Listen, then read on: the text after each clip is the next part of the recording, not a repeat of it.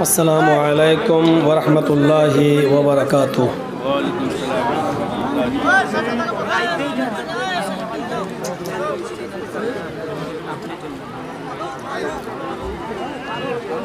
अल्हम्दुलिल्लाह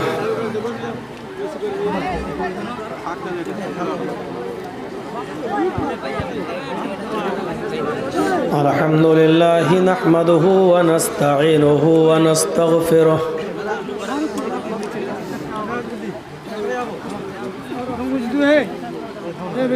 व नऊज़ु बिल्लाहि मिन शुरूरि अनफुसिना व मिन सय्यिआति अअमालिना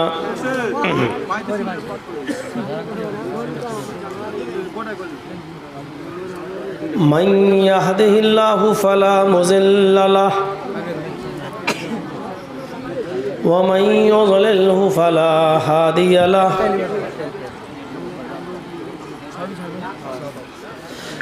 व अशहदु अल्ला इलाहा इल्लल्लाहु वहदहु ला शरीका लहु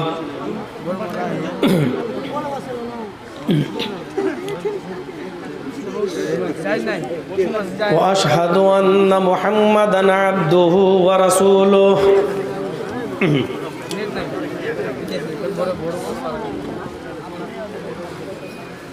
अम्मा बाद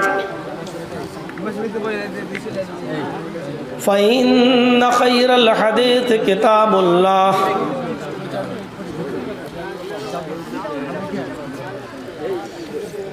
व खैरल हदी हदी मुहम्मदिन सल्लल्लाहु अलैहि वसल्लम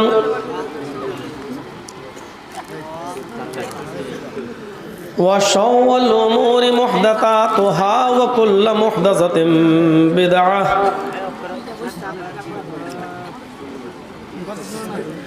व कुल्लु बिदअतिन ज़लालह व कुल्लु ज़लालतिन फिन्नार।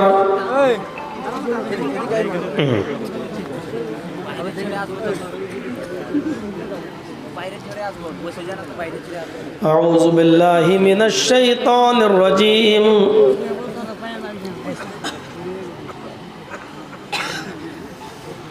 बिस्मिल्लाहिर रहमानिर रहीम।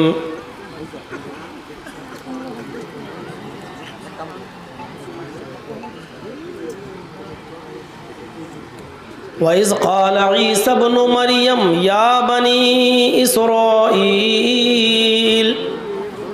इन्नी रसूलुल्लाहि इलैकुम मुसद्दिक़न लिमा बैन यदैय मिनत-तौरात व मुबश्शिरन बिरसूलिन याती मिन बअदि इस्मुहु अहमद।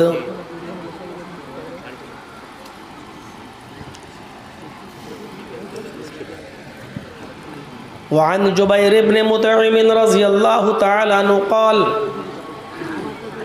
समअतु रसूलल्लाहि सल्लल्लाहु अलैहि वसल्लम यक़ूल इन्ना ली अस्माअन अना मुहम्मद व अना अहमद व अनल माही यमहुल्लाहु बियल कुफ्र व अनल हाशिर युहशरुन्नासु अला क़दमैय यौमल क़ियामह व अनल आक़िब वल आक़िबुल्लज़ी लैसा बअदहु नबिय्युन। रवाहु मुस्लिम फ़ी किताबिल फ़ज़ाइल। रब्बि इश्रह ली सदरी व यस्सिर ली अमरी वहलुल उक़दतम मिन लिसानी यफ़क़हू क़ौली।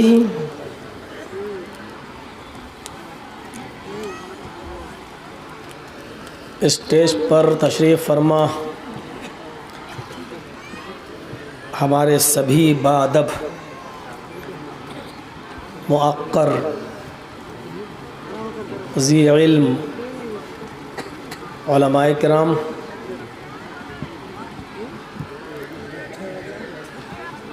और भाटोल और उसके अतराफ़ व अकनाफ़ से इर्द गिर्द से तशरीफ़ लाए हुए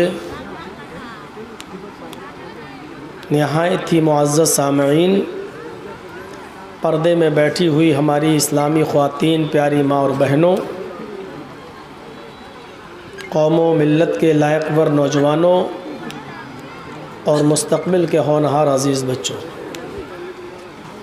एक लंबे अरसे के बाद आपके इस दियार में आने का मौका मिला। इससे पहले मैं यहाँ उस वक्त आया था जब मेरा प्रोग्राम जो इस इलाके में होते थे उसकी शुरुआत थी। अपने प्रोग्राम की ज़िंदगी के शुरुआत में मैंने यहाँ कदम रखा था और आज तकरीबन 18 साल या 20 साल के बाद आपके इस दियार में मैं आ रहा हूँ। यकीनन इस अरसे के अंदर आपके इस इलाके ने काफ़ी तरक्की की। बहुत से वो लोग जो पहले मुझे सुने थे, उनमें बहुत से ऐसे लोग होंगे जो अब इस दुनिया में नहीं रहे, और बहुत से ऐसे थे जो नाबालिग थे, आज वो कई बच्चों के माँ बाप भी होंगे। आपकी मोहब्बत मुझे यहाँ खींच के लाई। मुझसे पहले भी कई लोगों ने यहाँ तकरीरें की। हम अल्लाह से दुआ करते हैं कि अल्लाह आलमीन जो बातें कही गई हैं और कही जा रही हैं, कहने वालों को और सुनने वालों को सभी को उस पर अमल करने की पूरी पूरी तौफीक अता फरमा। कुरान करीम की जो एक आयत मैंने आपके सामने तिलावत की है, उस आयत के अंदर अल्लाह तबारक व तआला ने नबी अकरम सल्लल्लाहु अलैहि वसल्लम की सदाक़त का ज़िक्र किया है और ये बताया है कि नबी अकरम सल्लल्लाहु अलैहि वसल्लम से पहले जो एक पैगंबर इस दुनिया में आए थे, एक नबी इस दुनिया में आए थे जिनका नाम था ईसा अलैहिस्सलाम, जिनको आज क्रिश्चियन लोग, ईसाई लोग जीसस कहते हैं। जीसस हमारे यहाँ ईसा लिखा हुआ है और हिंदुओं की मज़हबी किताबों में उनको ईशु कहा गया। ईशु ईसा अलैहिस्सलाम ने जो भविष्यवाणी की थी, जो पेशीन गोई की थी, उसी का ज़िक्र अल्लाह तबारक व तआला ने यहाँ किया है। वइज़ क़ाल ईसा इब्नु मरियम या बनी इस्राईल इन्नी रसूलुल्लाहि इलैकुम मुसद्दिक़न लिमा बैना यदैया मिनत तौरात व मुबश्शिरम बिरसूलिन याती मिन बअद इस्मुहु अहमद। और जब ईसा अलैहिस्सलातु वस्सलाम ने अपनी कौम से कहा, इसराइल के बेटों, जब मरियम के बेटे ईसा ने कहा वइज़ क़ाल ईसा इब्नु मरियम, और जब मरियम के बेटे ईसा अलैहिस्सलाम ने कहा या बनी इसराइल, आए कौम बनी इसराइल, आए इसराइल के बेटों, इन्नी रसूलुल्लाहि इलैकुम, मैं तुम्हारी तरफ अल्लाह का रसूल बनाकर भेजा गया हूँ। मुसद्दिक़न लिमा बैना यदैया मिनत तौरात, पुष्टि करता हूँ, तस्दीक करता हूँ उस किताब की जो मुझसे पहले नाजिल की गई, जिसका नाम तौरात है। उसकी तस्दीक करता हूँ कि उस किताब के लाने वाले मूसा अलैहिस्सलातु वस्सलाम थे। उनके ऊपर जो किताब नाजिल हुई थी, उस किताब का नाम तौरात था, वो आसमानी किताब थी। और तुम्हें शुभ समाचार देता हूँ तुम्हें एक गुड न्यूज़ देता हूँ, तुम्हें एक अच्छी खबर देता हूँ, एक ऐसे नबी की जो मेरे बाद आएगा। मुझसे पहले जो आया उसका नाम मूसा था, मेरे बाद जो आएगा ये खुशखबरी है। आए कौम बनी इसराइल, आए इसराइल के बेटों, मैं तुम्हें खुशखबरी देता हूँ। मुबश्शिरम बिरसूल याती मिन बाद इस्मुहु अहमद, मैं तुम्हें बशारत देता हूँ, खुशखबरी देता हूँ एक ऐसे रसूल की जो मेरे बाद आएगा। इस्मुहु अहमद, उसका नाम अहमद होगा। ये कुरान ने नकल किया है। ईसा अलैहिस्सलातु वस्सलाम ने जो कुछ भी कहा था कुरान ने उसको रिकॉर्ड कर लिया। ये सेंटेंसेस, ये जुमले, ये वर्ड्स सिर्फ कुरान में नहीं हैं।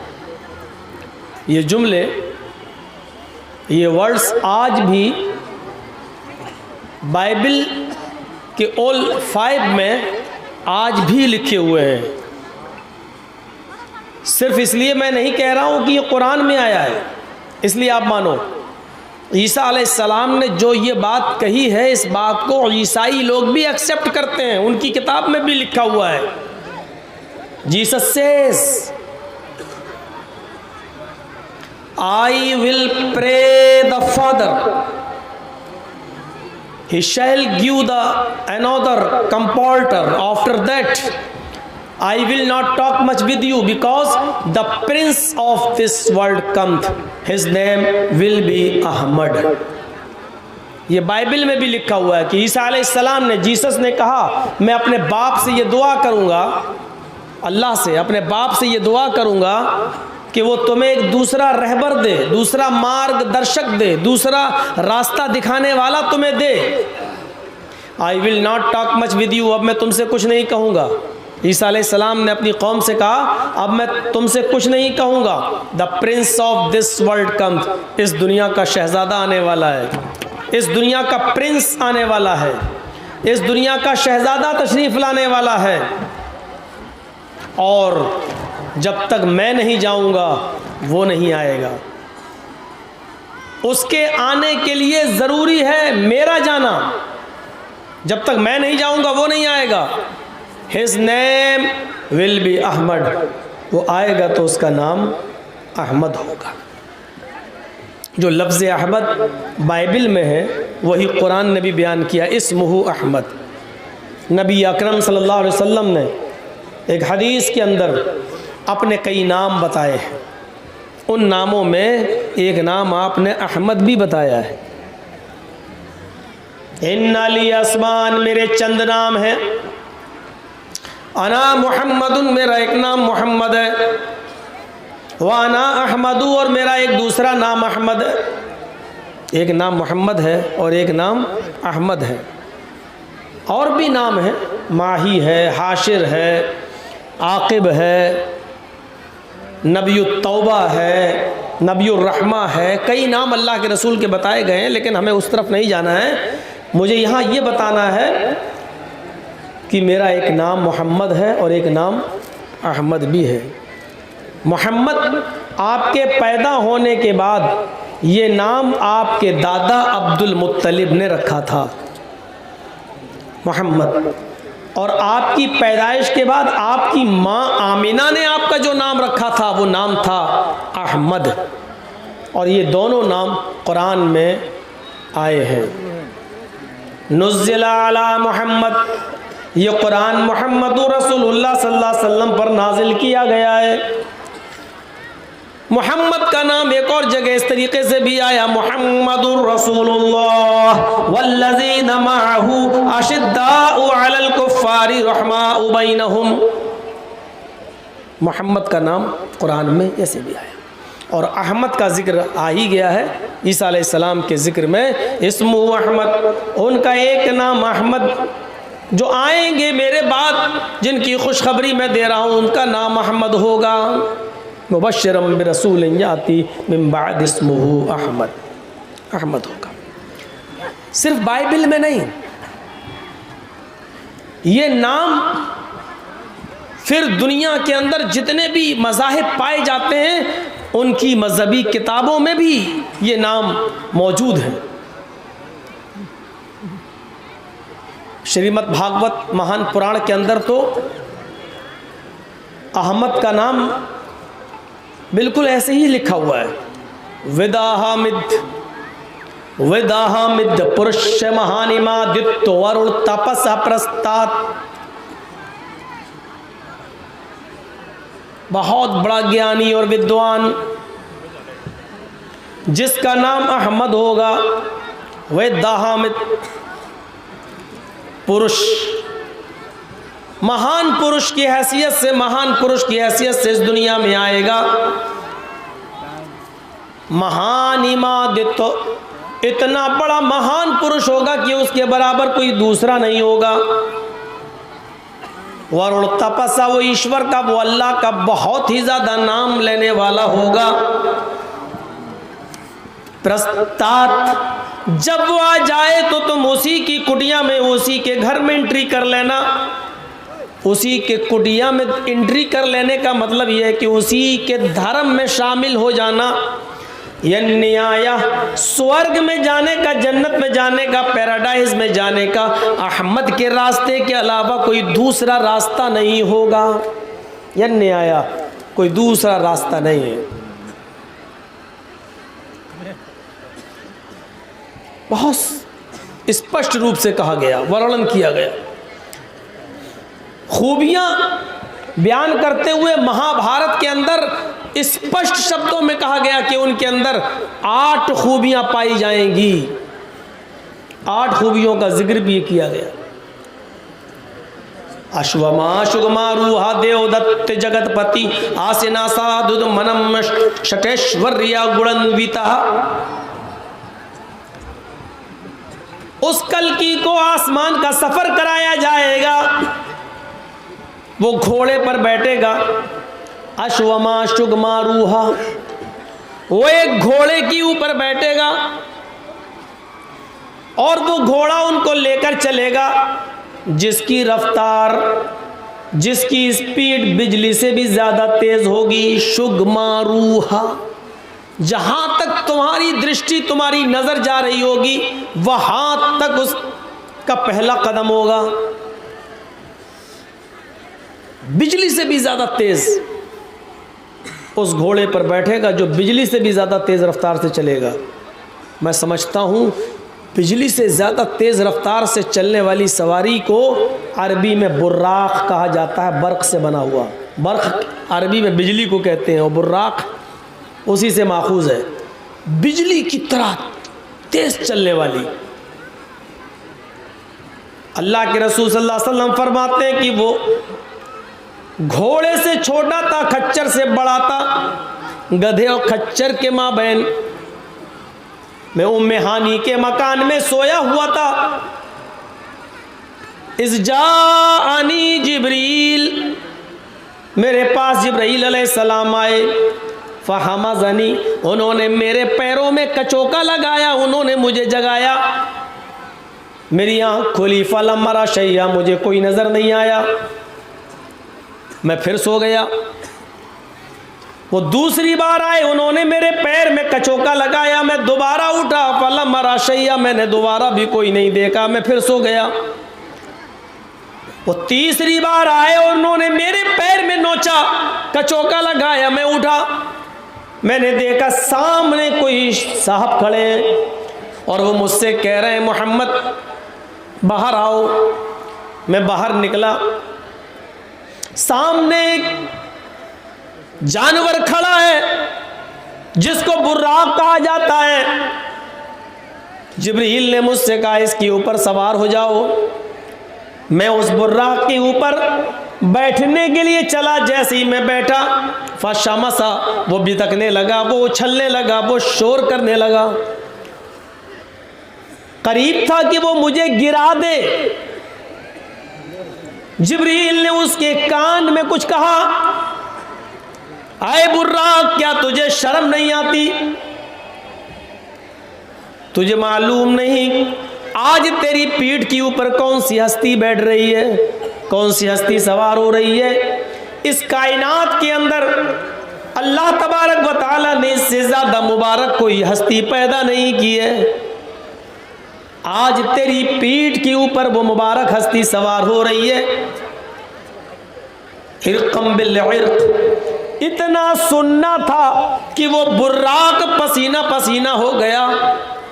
उस बुर्राक के पेशानी पर पसीने की बूंदें मैंने अपनी आंखों से देखी कि वो पसीने में शराबोर हो गया और उसने बिदकना बंद कर दिया, उछलना और शोर करना बंद कर दिया। और फिर मैं उसके ऊपर बैठ गया, फिर मैं उसके ऊपर बैठा, फिर बुर्राक मुझे लेकर चली। यहां से आगे का बयान अल्लाह के नबी बयान करते हैं कि जहां तक मेरी पहली नजर जाती थी, जहां तक मेरी आंखों की रोशनी जाती थी, उस बुर्राक का पहला कदम वहां पड़ता था।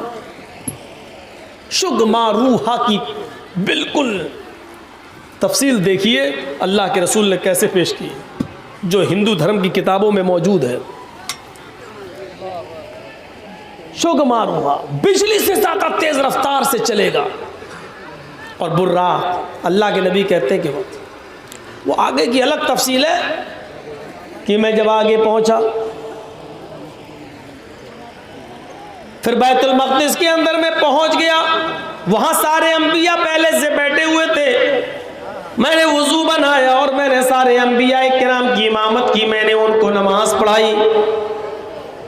उसके बाद फिर मेरे लिए एक सीढ़ी लाई गई उतिया बिल मेराज, उसके जरिए फिर मुझे ले जाया गया पहले आसमान पर, दूसरे आसमान पर, तीसरे आसमान पर। तफसील लंबी है।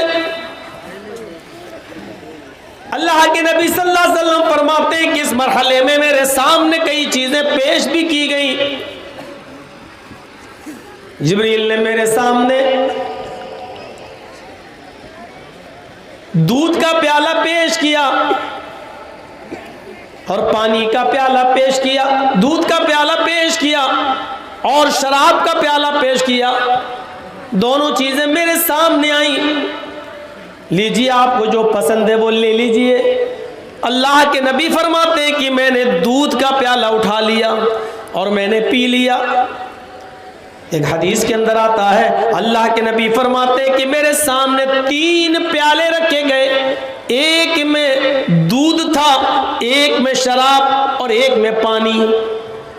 और मुझसे कहा गया कि जो पसंद आए वो ले लीजिए, वो पीजिए।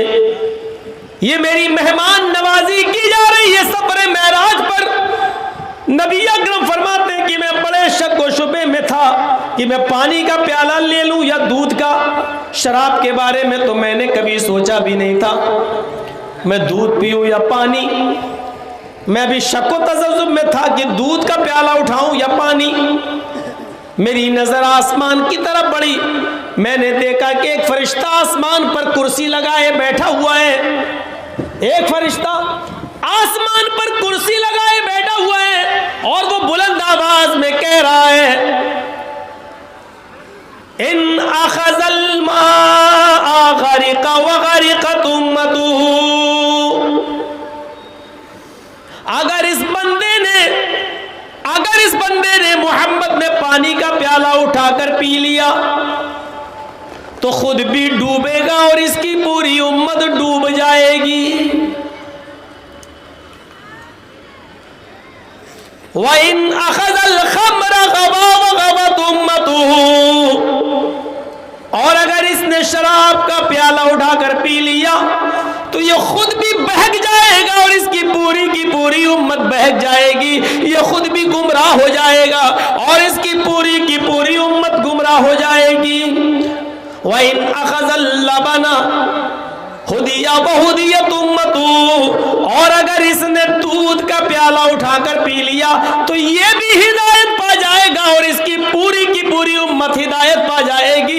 इसकी पूरी की पूरी उम्मत को हिदायत मिल जाएगी। अल्लाह के नबी फरमाते, जब उसके ये अल्फाज मेरे कानों में गए तो मैंने दूध का प्याला उठा लिया और उसको पी लिया। और ये फितरत का तकाजा था। स्टेज आपका गिरेगा, महसूस हो रहा है। जब स्टेज पर ज़रूरत से ज़्यादा लोग चढ़ जाएंगे तो स्टेज गिरेगा। ये सफ़र मेराज। खैर मुझे इस तरफ नहीं, मुझे बताना यह था कि अश्वमा शुगमा रूहा, बिजली से भी ज़्यादा तेज़ रफ्तार से वो चलेगा। बुर्राक बिजली से भी ज़्यादा तेज़ रफ्तार से लेकर चली, ये उसी बुर्राक की तरफ इशारा है। और वो बुर्राक कहाँ से आएगी और किसको मिलेगी, इन दो जुमलों में ये पेश किया गया है। देवदत्त जगतपति, अश्वमा शुगमारूहा तो बता दिया, अश्वमा शुगमारूहा देवदत्त जगतपति। देव महादेव, अल्लाह के जगह पर यह लफ्ज इस्तेमाल किया गया। दत्त के माना देगा, देवदत्त अल्लाह देगा, ईश्वर की तरफ से, अल्लाह की तरफ से ये बुर्राक, ये बिजली से ज्यादा तेज रफ्तार से चलने वाला जानवर लाया जाएगा, अल्लाह देगा। और किसके लिए आएगा? जगतपति। जगत मानी विश्व, वर्ल्ड, दुनिया, और पति मानी रक्षक, पति मानी मुहाफिज, जो पूरी दुनिया का मुहाफिज होगा, जो पूरी दुनिया के लिए रक्षक बनकर आएगा। जगतपति मैंने कई जलसों में बताया है, यहाँ तो 20 साल से नहीं आया। पति के माना दूल्हा नहीं होते हैं हर जगह, और अगर पति के माना हर जगह दूल्हा करने लगोगे तो खुद फंस जाओगे। राष्ट्रपति तर्जमा करो, क्या करोगे? अगर पति के माना दूल्हा के करते हो तो राष्ट्रपति क्या तर्जमा करोगे? राष्ट्र मानी देश, पति मानी दूल्हा, पूरे देश का दूल्हा। APJ अब्दुल कलाम भी रह चुके हैं, वो तो एक औरत के दूल्हा नहीं थे, पूरे देश के क्या दूल्हा होंगे। हर जगह दूल्हा नहीं होता है। राष्ट्र मानी देश, पति मानी रक्षक, देश का रक्षक, पूरे देश की बागडोर जिसके हाथ में हो, संभाले हुए हो। सेनापति क्या तर्जमा करोगे? सेना का दूल्हा, सेना फौज, पति मुहाफिज, पूरी फौज की जिम्मेदारी जिसके ऊपर डाल दी जाए, फौज का जिम्मेदार, फौज का मुहाफिज।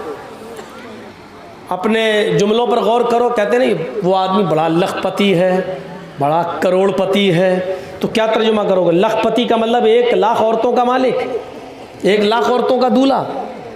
करोड़पति का मतलब 1 करोड़ औरतों का दूल्हा। कहीं बोल मत दीजिएगा, ना तो दिन में ऐसी सैंडल मारेंगे कि दिन में ही तारे नजर आएंगे। लखपति का मतलब जिसको लाखों रुपया दे दिया गया हो और उसका वो मालिक हो। करोड़पति का मतलब करोड़ों का मालिक हो। दूल्हा को पति इसीलिए कहा जाता है क्योंकि वो अपनी बीवी की इज्जतो आबरू का मालिक हो जाता है, उसका मुहाफिज हो जाता है। उसने किसी की लड़की से निकाह करके अपनी पत्नी बना लिया और खुद उसका पति बन गया। अब उसके एक एक हिस्से का वो मुहाफिज है। उस खाने का, पीने का, बीमार हो जाए तो उसका इलाज, उसका कपड़ा, हर चीज का वो जिम्मेदार हो गया है। इसलिए कहा जाता है उसको पति, जिम्मेदार। जिम्मेदार तो अल्लाह के रसूल के लिए क्या जुमला इस्तेमाल किया गया? जगतपति। वो पूरे विश्व के, पूरी दुनिया के जिम्मेदार होंगे, मालिक होंगे, मुहाफिज होंगे, रक्षक होंगे। और रक्षा, हिफाजत बगैर रहम के नहीं हो सकती है। अगर किसी इंसान के अंदर से रहम निकाल दिया जाए तो वो जालिम बन जाता है। और उसकी जीती जागती मिसाल आज आप देख रहे हैं, कुछ कहने की ज़रूरत नहीं है। हमारे ऊपर जो मुहाफिज बना दिया गया इस देश का, उसके अंदर से रहम निकाल दिया गया है। और जब रहम निकल गया तो वो किसी चीज़ की परवाह नहीं करेगा। वो अपनी बीवी की परवाह नहीं करेगा, अपने लोगों की परवाह नहीं करेगा, अपनी आवाम और अपनी राया में कौन कौन कहां मर रहा है उसकी परवाह नहीं करेगा। सारे सिस्टम और सारी पॉलिसीज और सारे डिपार्टमेंट्स तुम्हारे हाथ में, लेकिन इसके बावजूद लाल किले के बुलंदी और ऊंचाई पर तिरंगे का अपमान होकर दूसरा झंडा लहरा दिया जाए, ये शर्म की बात है, शर्म की बात है देश के जिम्मेदारों के लिए।